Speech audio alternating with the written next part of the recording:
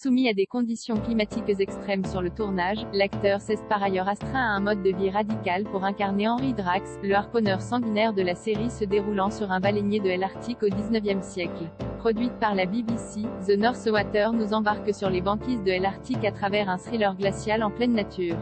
À bord, Colin Farrell interprète Henry Drax, un homme aussi violent que les conditions de vie austères de cette partie du globe au milieu du XIXe siècle.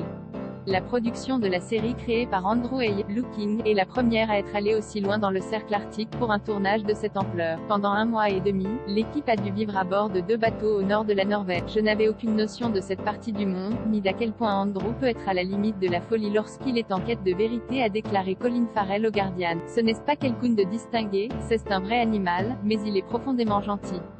Ceci dit, le jour où on nous a annoncé qu'on retournait en eau libre, loin des glaciers, NDLR, je n'oublierai jamais le soulagement que Jay ressentit à l'idée que personne ne soit mort. Mais pour interpréter le redoutable harponneur à bord d'un baleinier, l'acteur irlandais est allé encore plus loin que les conditions climatiques extrêmes auxquelles les comédiens étaient soumis, avec des températures bien en dessous de zéro.